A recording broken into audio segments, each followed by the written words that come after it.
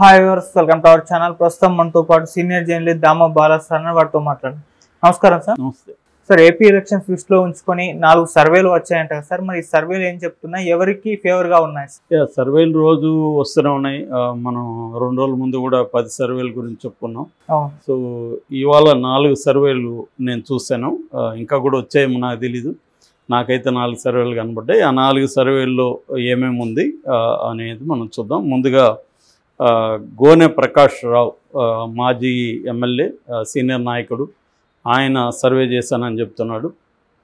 So ఆయన survey ప్రకారం కూటమి అధికారంలోకి వస్తుంది. కూటమికి 125 నుంచి 143 సీట్లు, అంటే బంపర్ మెజార్టీతో కూటమి గెలుస్తుంది. ఇక వైసీపీ 32 నుంచి 50 వరకు వైసీపీకి వస్తుంది అనేది ఆయన చెప్తున్నాడు. ఎంపీ సీట్లకు సంబంధించి కూటమికి 19 నుంచి 21కి వస్తాయని, తర్వాత వైసీపీకి 4 నుంచి 8కి రావచ్చు అనేది ఆయన అంచనా వేశాడు. దీన్ని తెలుగుదేశం మీడియా విపరీతంగా హైలైట్ చేస్తుంది. ఆయన జిల్లాల వారీగా కూడా డీటెయిల్గా బ్రేక్ డౌన్ చేస్తూ చెప్పాడనమాట. సో ఇది గోనె ప్రకాష్ రావు సర్వే. ఇక 3 సర్వేలు ఉన్నాయి. అవన్నీ 3 కూడా వైసీపీ వస్తుందని చెప్తున్నారు. ఇవన్నీ కూడా అనామక సర్వేలే, కానీ ఇవన్నీ బాగా వైసీపీ వైరల్ చేస్తుంది. అదే ఒకటి వచ్చి ఎలక్ట్రల్ ఎకో సర్వే. ఈ ఎలక్ట్రల్ ఎకో సర్వే వైసీపీకి 110 నుంచి 120 సీట్లు వస్తాయని, అట్లాగే 50% ఓట్లు షేర్ వస్తుందని చెప్తుంది. కూటమి 55 నుంచి 60కి పరిమితం అవుతుందని, 43.5% ఓట్లు షేర్ అని చెప్తుంది.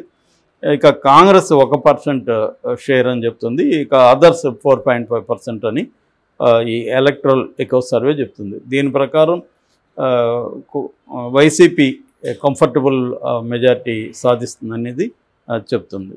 ఇక పోలిమెట్రిక్స్ అనే ఇంకొక సంస్థ, అది కూడా వైసీపీ అధికారంలోకి వస్తుంది. వీళ్ళు కూడా 115 సీట్లు వైసీపీ అని, కూటమి 39 సీట్లకి పరిమితం అవుతుందని, 23 చోట్ల కీన్ కాంటెస్ట్, హోరాహోరీ పోరాటం ఉంటుందనేది ఈ పోలిమెట్రిక్స్ అనే సంస్థ చెప్తుంది. ఇది కాకుండా పీటీఐ ప్రీపోల్ పేరుతో ఒక సంస్థ వైరల్ అవుతుంది. నేను వైసీపీ వాళ్ళ సోషల్ మీడియాలో చూశాను. ఈ సంస్థ ప్రకారం 145 వైసీపీకి వస్తుంది. కూటమికి 29 మాత్రమే వస్తాయి. కాంగ్రెస్కి 1 సీట్ వస్తుంది. అయితే ఇది పీటీఐ చేయలేదని పీటీఐ సంస్థ కూడా ప్రకటించింది. ఎవరో మా లోగో వాడుకొని మేము చేస్తామని చెప్తున్నారు, మేము చేయలేదు అని చెప్పారు. సో ఇటువంటివి కూడా ఆంధ్రప్రదేశ్లో జరుగుతున్నాయి. మొన్ననే మనం ఆ 10 సర్వేల్లో ఒకటి చెప్పుకున్నాం. ఐబీ ఇంటెలిజెన్స్ బ్యూరో పేరుతో తెలుగుదేశం కూటమి గెలుస్తుందని వచ్చింది. ఐబీ కూడా ఆ సర్వే చేయలేదని చెప్పింది. ఇట్లా బోత్ సైడ్స్, ఇటు తెలుగుదేశం కూటమి కావచ్చు, ఇటు వైసీపీ కావచ్చు, కొన్ని ఫేక్ సర్వేలను కూడా బయటికి తీసుకొస్తుంది. అంటే సైకలాజికల్గా మైండ్ సెట్ని మార్చడం కోసం గెలుస్తున్నది మేమే అని ఒక విపరీతంగా ప్రచారం చేయడం అనేది కనిపిస్తుంది. ఈ విషయంలో కొంతవరకు కూటమి పైచేయి సాధించినట్టుగా కూడా మనం అర్థం చేసుకోవచ్చు. ఎందుకంటే కూటమి గెలుస్తుంది అన్న దాన్ని బలంగా కూటమి పార్టీలు, మీడియా బలంగా తీసుకెళ్తుంది. ఇక్కడేమో వైసీపీకి సంబంధించేమో సోషల్ మీడియా చాలా యాక్టివ్గా ఉంటుంది. కూటమికి సంబంధించేమో మెయిన్ స్ట్రీమ్ మీడియా చాలా యాక్టివ్గా ఉంటుంది. వైసీపీకి కూడా TV9 కావచ్చు, ఎన్టీవీ కావచ్చు, సాక్షి వీళ్ళు ఉన్నారు. కానీ వీళ్ళు ఒక జ్యోతి, ఒక ఈనాడు, లేకపోతే ఈటీవీ, TV5, మహా టీవీ, వీళ్ళ స్థాయిలో వీళ్ళు తీసుకెళ్లడంలో కొంత ఫెయిల్యూర్ కనిపిస్తుంది మనకి. సోషల్ మీడియా వచ్చేసప్పటికి నిజానికి 2 కూడా స్ట్రాంగ్గా ఉన్నాయి. బిగినింగ్ నుంచి వైసీపీ స్ట్రాంగ్ ఉండేది. ఈ మధ్యకాలంలో ఎన్ఆర్ఐలు సోషల్ మీడియాకి రంగంలోకి అడుగుపెట్టి విపరీతంగా వాళ్ళు పేజెస్ క్రియేట్ చేయడం విపరీతంగా చేస్తున్నారు కూటమి తరఫున, ముఖ్యంగా తెలుగుదేశం ఎన్ఆర్ఐస్. అందువల్ల సోషల్ మీడియా కూడా, తెలుగుదేశం సోషల్ మీడియా కూడా స్ట్రాంగ్ అయింది. సో వీళ్ళు చేసే పని ఏంటంటే ప్రధానంగా కూటమి గెలుస్తుందని విపరీతంగా ప్రచారం చేయడం, వైసీపీ గెలుస్తుందని విపరీతంగా ప్రచారం. నిజానికి ఇప్పుడు మనం చెప్పుకున్న గోనె ప్రకాష్ రావు దగ్గర నుంచి ఎవరు కూడా సర్వేలు చేశారా లేదా, ఎక్కడ చేశారు, ఏంటి, దీనికి ఇప్పుడు చెకింగ్ అంటే ఏముంటుంది నేను చెప్తాను. ఇప్పుడు నన్ను ఎవరైనా అడిగితే మా టీము సర్వే చేశారు సార్, మా టీం ప్రకారం పలానా పార్టీ అధికారంలోకి వస్తుందని చెప్పాను అనుకో, దాన్ని కాదని ఎలా నిరూపిస్తాడు వాడునా? మీరు చేశారా లేదా ఏంటి చెప్పమని. సో వీడియో ఫుటేజ్ ఏమైనా ఉందా? ఏమి లేదు. మేమేదో ఇన్ని శాంపుల్స్ చేసామని చెప్తాము. లేదు నేను యూట్యూబ్ ఛానల్లోనే పోల్ నిర్వహించవచ్చు, ఆ పోల్నే నేను బయట నిర్వహించినట్టుగా కూడా చెప్పేయచ్చు. సో కాబట్టి ఏంటంటే ఈ సర్వేల విశ్వసనీయత ఎంత అనేది డౌటే. దీనివల్ల నిజంగా కూడా కొంత జెన్యూన్గా ఎవరైనా సర్వే చేసినా దాన్ని కూడా నమ్మే పరిస్థితి లేదు. ఎందుకంటే ఈ పెయిడ్ సర్వేలు ఎక్కువైపోయినాయి. కొంతమంది పెయిడ్ సర్వేలు నిజంగానే కూడా పెయిడ్ సర్వేలు చేయొచ్చు. అయితే వాళ్ళకు అనుకూలమైన అభిప్రాయాలు వచ్చినవే వాళ్ళు కన్సిడర్ చేస్తారు. ఇప్పుడు తెలుగుదేశం సర్వే చేసిందనుకో, వాళ్ళు అక్కడే ఉన్న వైసీపీ వస్తుందంటే ఆ అభిప్రాయాన్ని పరిగణలోకి తీసుకోరు. తెలుగుదేశం వస్తుందన్న అభిప్రాయాన్ని పరిగణలోకి తీసుకుంటారు, దాన్ని పక్కన పెడతారు. సో ఇలాగా ఇప్పుడు ఎందుకంటే ఒక 50 మంది 100 మంది స్టాఫ్ వెళ్ళి సర్వేలు చేశారనుకో, వాళ్ళ అందరి అభిప్రాయాలు అందరికి తెలియదు కదా, వివిధ చోట్ల ఉంటారు. వాళ్ళందరి అభిప్రాయాలు సెంటర్కి వస్తాయి, వాళ్ళు తీసుకున్న ప్రజల అభిప్రాయాలు. దాన్ని అక్కడ ప్రాసెసింగ్ చేసి దాన్ని ఆర్గనైజ్డ్గా పెట్టుకొని వీళ్ళు ఒక అంచనాకు వస్తారు. సో దీంట్లో జనరల్గా 2 రకాలు ఉంటాయన్నమాట. ఒకటేమో పార్టీ కోసం జెన్యూన్గా ఇవ్వడం, ప్రజల కోసం ఇంకొకటి ఇవ్వడం.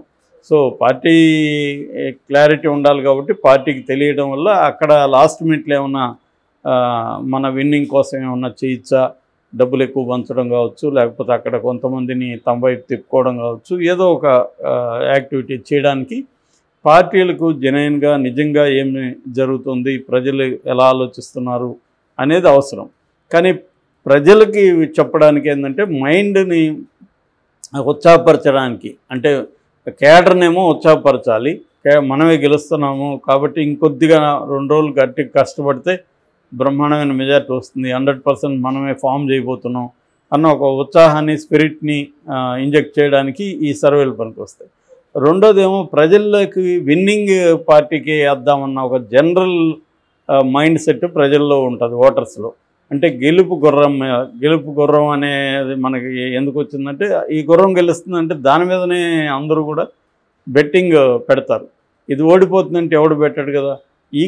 ఈ మైండ్ సెట్ ఎలక్షన్లో కూడా ఉంటుంది. ఎలాగూ ఇదే గెలుస్తుంది అంటున్నారు కదా, దీనికి వేద్దాం మనం కూడా అన్న ఒక కామన్ మెన్ మైండ్ సెట్ని తయారు చేయడం కోసం ఈ సర్వేలు బలంగా పనికి వస్తాయన్నమాట. అయితే ఇన్ని సర్వేలు వచ్చేయడం వల్ల ఏమంటుందంటే క్రెడిబిలిటీ పోతుంది. అంటే ఏ సర్వేని ఎవరు నమ్మలేని పరిస్థితి. సో తెలుగుదేశం వైపు గెలుస్తారంటే అది తెలుగుదేశం వాళ్ళు చేయించుకున్నారు లేరా అని వీళ్ళు అనడం, వీళ్ళు చేయించుకుంటే అది వైసీపీ వాళ్ళు చేయించారులే అని వీళ్ళు అనడం, ఇలాగా ఉంది. సో గ్రౌండ్ లెవెల్లో ఖచ్చితంగా చూసినప్పుడు టైట్ కండిషన్ అయితే ఉందనేది అందరూ చెప్తున్నారు. అది గ్రామ స్థాయిలో ఈ సర్వేలు సాధారణమైన పీపుల్ని ఎంత ఇన్ఫ్లుయెన్స్ చేస్తాయి, వాళ్ళని ఇన్ఫ్లుయెన్స్ చేసే అంశాలు ఏముంటాయి, వాళ్ళని ఇన్ఫ్లుయెన్స్ చేసే అంశాలు రియల్గా వాళ్ళ జీవితాలకి దగ్గరగా ఉన్న అంశాలే వాళ్ళని ఇన్ఫ్లుయెన్స్ చేస్తాయి. ఓకే, ఇవన్నీ కూడా మన జీవితాలని పాలిటిక్స్, ఇప్పుడు సీఎం ఎవరున్నా నా లైఫ్లో ఏమీ తేడా రాదు. సీఎం చంద్రబాబు ఉన్నా జగన్ ఉన్నా నాకేమీ నా లైఫ్లో ఈ 5 ఏళ్లలో ఏమీ పాజిటివ్గా నెగిటివ్గా ఏమి మార్పు రాదు. కాబట్టి నాలాంటి వాళ్ళ మీద, అంటే మనలాంటి ఎడ్యుకేటెడ్ అర్బన్ ఏ రకమైన పథకాలు లేని వాళ్ళ మీద కొన్ని రకాల ప్రచారం ప్రభావితం చూపిస్తుంది. అంటే అభివృద్ధి లేదనో, లేకపోతే ఈ సీఎం ఇలా అరాచకాలు చేస్తున్నాడనో, ఇలాంటివన్నీ ఖచ్చితంగా చూపిస్తుంది. అవి కాకుండా నిజంగా ఈ గవర్నమెంట్లో లాభం పొందేవాళ్ళు కానీ నష్టం పొందేవాళ్ళు కానీ ఉంటారు. వాళ్ళకి ఈ అంశాలు ప్రభావితం చేయవు. వాళ్ళు క్లియర్గా అర్థమవుతుంది, ఈ గవర్నమెంట్ వల్ల నాకు ఈ లాస్ వచ్చింది, లేదా ఈ గవర్నమెంట్ వల్ల నాకు ఈ ఆదాయం వచ్చింది అనేది వాళ్ళకి క్లియర్గా తెలుస్తుంది. అది రియల్ ఇష్యూస్ వాళ్ళు అప్పుడు దాన్ని బట్టి నిర్ణయించుకుంటారు. ఇప్పుడు ఫర్ ఎగ్జాంపుల్ జగన్ 5 ఏళ్లలో లబ్ధిదారులు కనీసం 2 కోట్ల మంది ఉంటారని అంచనా. ఆ 2 కోట్ల మంది వైసీపీకే ఓట్లు వేయకపోవచ్చు. ఏం వీడు డబ్బు సొత్తు ఇస్తున్నాడా, గవర్నమెంట్ డబ్బే కదా ఇస్తున్నాడు, ఒక చేతి ఇచ్చి ఇంకో చేతితో మన దగ్గర తీసుకోవట్లేదా అనుకునే సెక్షన్ కూడా బలంగానే ఉంటుంది. సో కాబట్టి రియల్ ఇష్యూస్ తాకే ప్రజలు ఈ సర్వేల వల్ల పెద్ద ఇది కారు.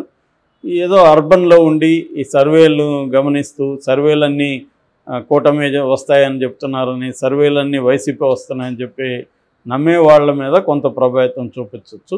కానీ ఎక్కువ సర్వేలు వచ్చేయడం వల్ల అది కూడా ఆ ఫ్యాక్టర్ కూడా తగ్గిపోతుంది.